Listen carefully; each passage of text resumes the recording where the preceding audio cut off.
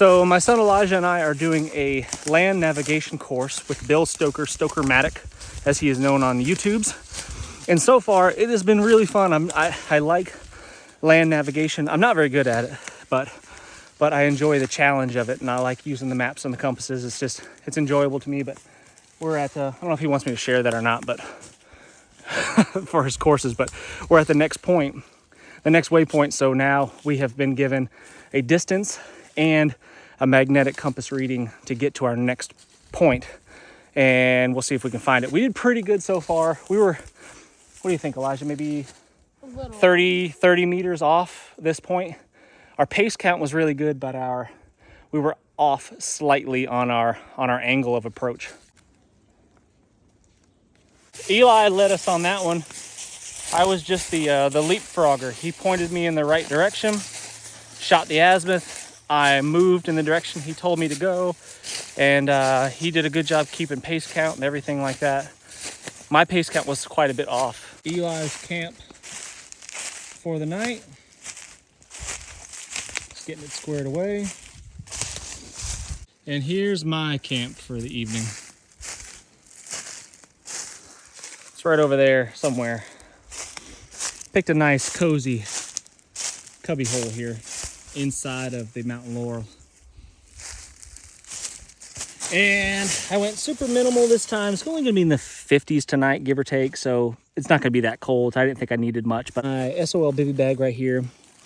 I've got a sniper's veil I can use for like a scarf or whatever, a wool cap, some nice warm wool socks to swap out the ones that I'm wearing, and I've got a puffy down jacket that should keep me plenty warm for the evening, and I'll just use my pack for a pillow. Still has its backbone in it. Yeah. It never detached it. Nighttime navigation now, which is a bit trickier. Not as much, seems to be a whole lot more errors made, and not as much room for error. My son, even despite me instructing him to bring a flashlight, he did not bring a flashlight. And we're out here doing a land navigation course. And I thought to myself, if I only had a bug in my throat, if I only had one flashlight and the batteries went dead, what the heck would I do? Luckily, my friends from Wazoo have hooked me up, and I have a flashlight in my belt. The problem is I don't always remember where I keep it. Oh, look at that. So I've got a spare flashlight. Let's see if it works.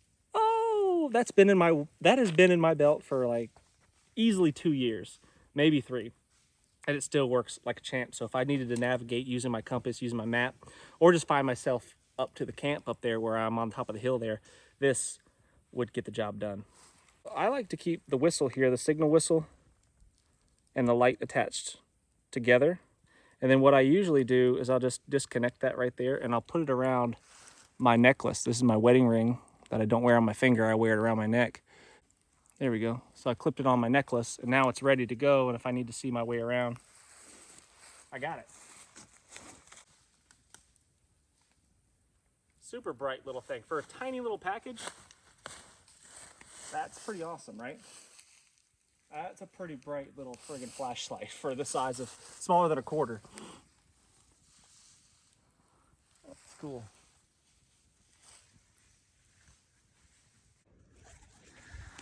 I asked him when he was setting up here, I said, "Hey, you think you're gonna slide down the hill in the middle of the night?"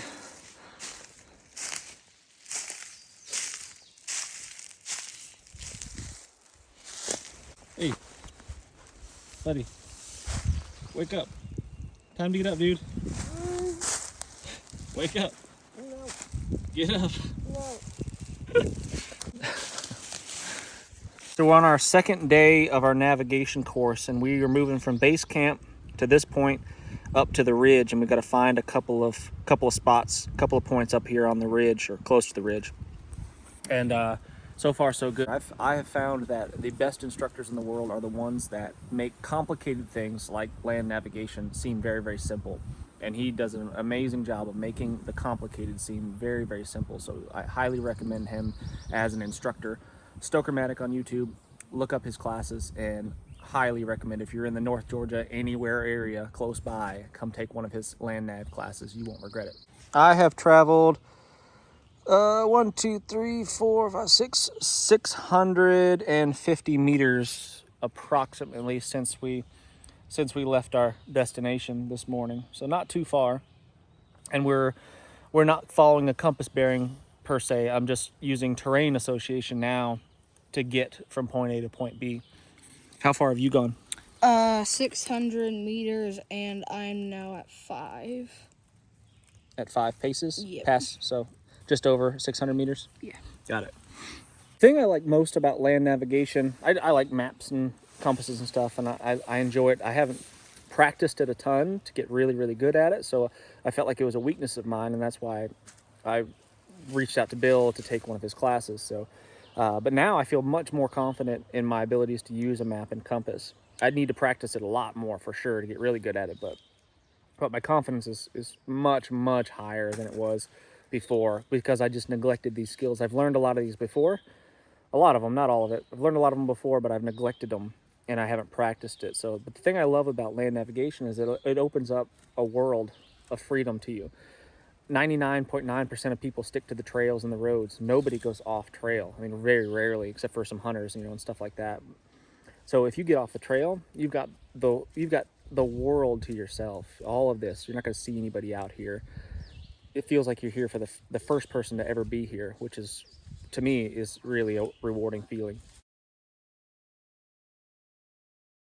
So what we did is we came from base camp right here, and we walked all the way to point number 3 here daily, and from there we jumped off. Instead of following a bearing with our compass, we used terrain association and we followed this spur right here all the way up until we popped up on top of the ridge, which I thought would get us pretty close to the next destination, our first point here today.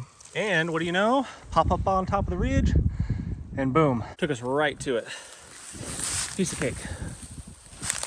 Whereas if we would have followed our compass and just tried to walk a straight line,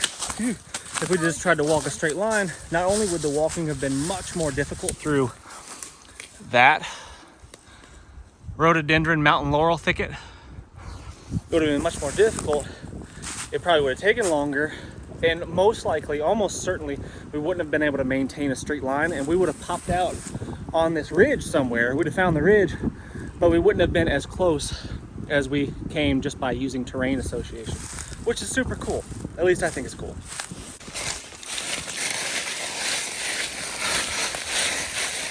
We did it. Last of our spots. Last of our points right there. Now we just got to follow the creek to the road, and then we walk the road home. Looks like this is the road right here.